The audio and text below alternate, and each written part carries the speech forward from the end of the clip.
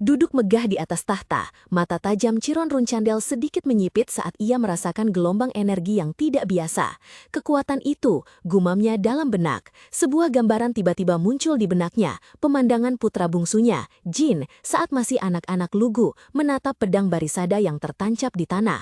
Di belakangnya, sesosok bayangan raksasa dan misterius hadir, dan di tangan mungil Jin, terdapat bola energi kegelapan yang berputar-putar dengan dahsyat. Suara Chiron bergema dalam pikirannya sendiri, penuh keheranan. Energi kegelapan Barisada. Jadi, apakah ini berarti anak ini ditakdirkan untuk menjadi kepala keluarga? Kembali ke kenyataan, Jin, bingung dengan tatapan tajam ayahnya, ragu-ragu memanggil, "Ayah?" Chiron, dengan ekspresi agung yang tak berubah, menjawab dengan suara berat, "Betul, itu adalah kekuatan Solderet, Dewa Kegelapan." Jin bertanya lagi dengan terkejut, "Dewa Kegelapan?" "Betul," Chiron menegaskan dengan pasti. Suara agung Chiron Runchandel bergema, menceritakan rahasia kuno klan. Gambar pedang yang diselimuti aura biru kehijauan muncul di ruang gelap. Chiron perlahan menjelaskan, Solderet membuat perjanjian dengan pendiri klan Runchandel, Lord Temar, dan adalah dewa yang telah menyertai kita sejak saat itu. Namun, sejak kematian Lord Temar, Solderet tidak lagi muncul di Runchandel. Aku juga tidak tahu alasannya, tapi sepertinya dia mencoba mendekati klan Runchandel melalui dirimu. Kata-katanya disertai dengan gambar jejak cahaya melintasi langit malam, lalu aliran energi gelap misterius melilit tangan Jin saat ia masih kecil. Mendengar cerita itu, mata Jin berbinar penasaran. Ia menatap ayahnya yang agung, yang duduk anggun di kursi dengan wajah termenung, lalu bertanya, "Jadi ayah, ada satu hal yang ingin kutanyakan. Dia, Dewa Solderet, apakah dia lebih kuat darimu?" Pertanyaan tak terduga putranya membuat Chiron terdiam sesaat. Ia merenung, lalu hanya menjawab pelan, bayang punggungnya yang besar menjulang di tengah aula megah, meninggalkan pertanyaan Jin menggantung di udara yang sunyi, diwarnai biru mistis. Suara Chiron Runchandel bergema, membawa kebenaran yang mengejutkan. "Aku tidak tahu, karena aku belum pernah bertarung dengan dewa manapun sebelumnya." Senyum puas tipis muncul di bibirnya saat ia menggumamkan jawaban itu. "Ayah belum pernah bertarung dengan dewa ya?" Bagi Jin, itu benar-benar jawaban terbaik yang bisa ia dapatkan. Seolah menyadari pikiran putranya, mata Chiron dengan satu mata memancarkan cahaya merah, menunduk, senyum senang melintas. "Putraku." Jin terkesap saat tangan berlapis baja ayahnya tiba-tiba diletakkan di rambutnya. Chiron dengan lembut mengelus kepala putranya, suaranya membawa kepuasan yang jarang terlihat. "Itu pertanyaan yang bagus. Berkat pertanyaan polosmu, aku punya topik percakapan yang hebat." Di aula yang luas dan megah, cahaya terang menyinari punggung berwibawa Chiron. Dia meletakkan tangan yang berat di bahu putra bungsunya. Suaranya yang tenang bergema, "Aku pikir datang menemuimu hari ini adalah keputusan yang tepat. Kalau begitu, izinkan aku bertanya kembali padamu. Kekuatan itu, energi kegelapan itu, bagaimana kau ingin menggunakannya?" Menghadapi ayahnya yang berwibawa, Jin Runchandel mengangkat kepala tinggi, tatapannya tak gentar sedikit pun. Anak itu meletakkan tangan di dada, suaranya dipenuhi ketulusan dan tekad. Aku ingin menggunakan kekuatan ini untuk keluarga." "Untuk keluarga," Chiron bergumam, matanya sedikit menyipit. Tiba-tiba, tawa keras, penuh ejekan memecah suasana hikmat. "Ahaha, sungguh kebohongan yang menarik." Aliran niat membunuh merah meledak dari Chiron. Matanya memancarkan cahaya menakutkan, yang membuat Jin terpaku. Suara kepala keluarga Runchandel meraung seperti guntur, membongkar perkataannya.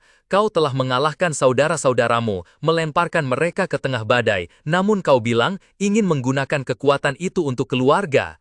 Dalam sekejap, bayangan kedua kakaknya yang kalah, terbaring tak sadarkan diri di bawah pohon di tengah hujan deras, muncul. Dihadapkan pada tuduhan tajam itu, Jin hanya bisa terdiam, tak mampu mengucapkan sepatah kata pun. Udara di aula menjadi berat, menyesakan di bawah aura penindas yang terpancar dari Chiron. Suaranya bergema, penuh kuasa dan tanpa izin untuk menolak. "Katakan padaku kebenarannya." Jin berdiri di sana, punggung kecilnya menghadap sang ayah yang agung. Ia berpikir dalam hati, seperti dugaanku, dia tidak akan membiarkan ini begitu saja. Tangannya mengepal erat, merasakan gelombang kekuatan yang bangkit di dalam dirinya.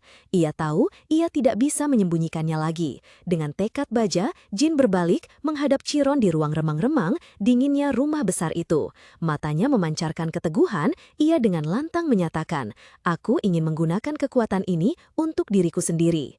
Keheningan yang panjang merebak. Chiron menatap putranya, wajahnya tanpa ekspresi. Lalu, senyum tipis terukir di bibirnya. "Aku suka itu," kata Chiron, suaranya merendah namun penuh kepuasan. "Mulai sekarang, aku akan mengawasimu dengan sangat cermat."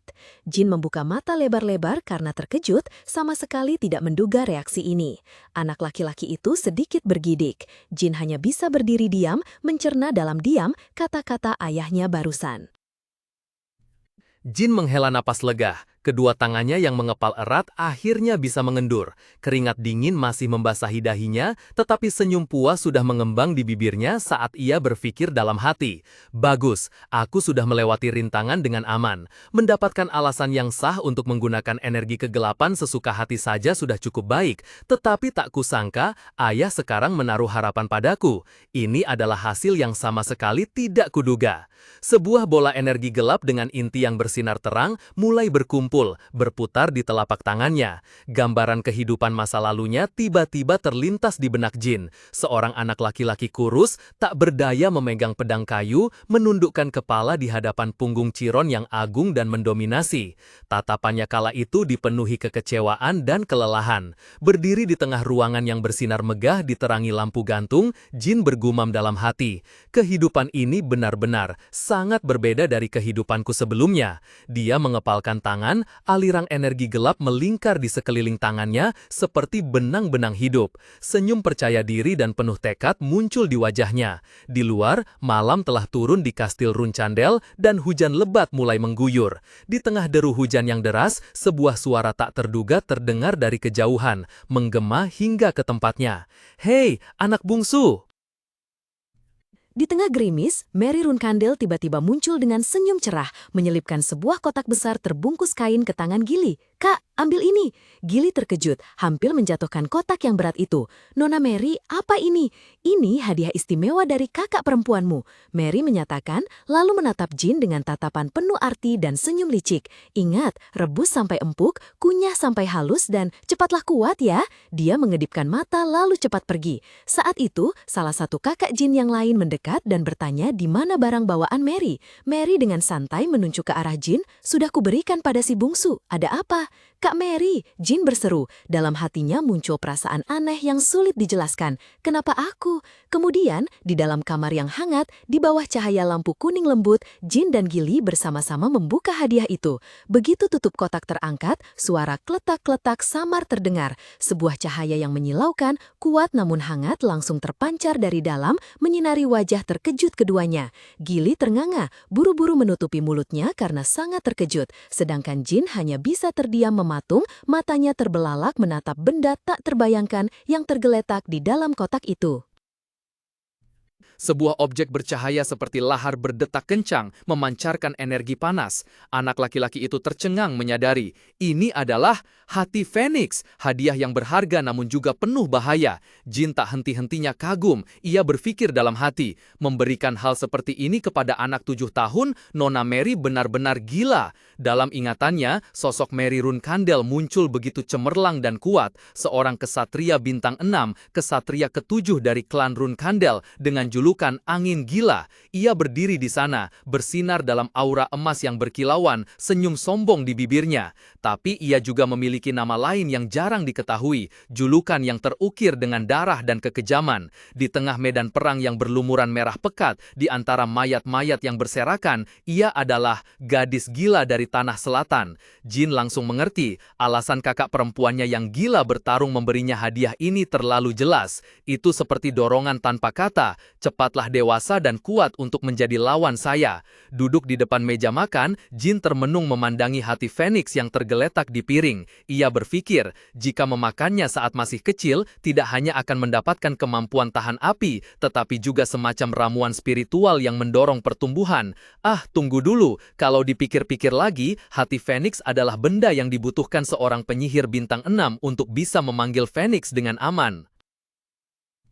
Sebuah gambaran berapi-api tentang burung Phoenix Agung tiba-tiba terlintas di benaknya. Matanya berbinar dengan tekad dan ambisi. Dalam kehidupan ini, ia berpikir dalam hati, mungkin aku benar-benar bisa memanggil burung Phoenix dengan tanganku sendiri.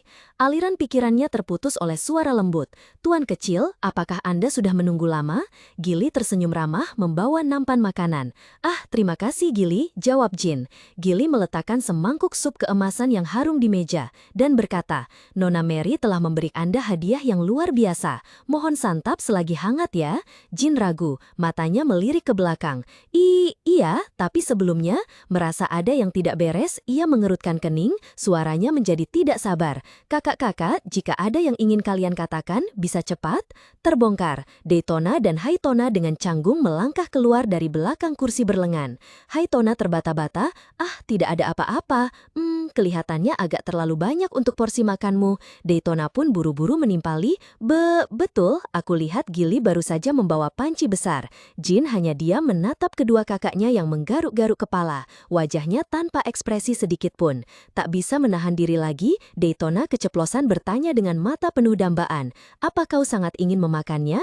Kedua kakak kembar itu mengangguk-angguk cepat, air liur mereka hampir menetes. Senyum nakal tiba-tiba merekah di bibir Jin saat ia menyadari dirinya memegang kendali. Ia dengan tenang menjawab, "Kalau begitu, dengarkan permintaanku." Bunyi sekop menghantam tanah dan bebatuan bergema kasar di ruang gelap dan lembab. Haitona berteriak kesal, "Kenapa? Kenapa kita harus melakukan hal ini?" Daytona, yang sedang menggali dengan susah payah di sebelahnya, juga tampak putus asa. "Benar, tidak ada apa-apa di sini. Kenapa kita harus melakukan ini?" Haitona melirik sekeliling dengan cemas, suaranya penuh kegelisahan. "Bagaimana jika ada yang menemukan kita menggali di sini?" "Apa yang kau katakan?" Daytona menjawab dengan percaya diri, "Jelas si bungsu yang akan mendapat masalah. Kenapa harus kita?" Mendengar itu, Haitona seolah merasa lega. "Kau benar, kita hanya perlu makan sup saja," gumamnya, tapi kemudian rasa merinding menjalar di punggungnya. Tapi ngomong-ngomong, si bungsu itu agak menakutkan." Di ruang bawah tanah rahasia lainnya, cairan biru aneh menetes dari langit-langit, menciptakan suara tetesan yang bergema di ruang sunyi. Setiap tetes jatuh ke sebuah pilar logam raksasa. Di dalamnya terdapat larutan bercahaya serupa. Melayang di tengah air biru jernih itu adalah sosok manusia tak bergerak. Dalam ruang gelap gulita, di mana tidak ada konsep atas atau bawah, waktu seolah berhenti. Aliran energi gelap berwarna biru tua pekat melilitnya seperti kepompong lembut, bukan menjebak melainkan menyelimuti. Wajahnya tampak tenang luar biasa, meski noda kegelapan menyerupai jaring laba-laba masih menyebar di kulitnya.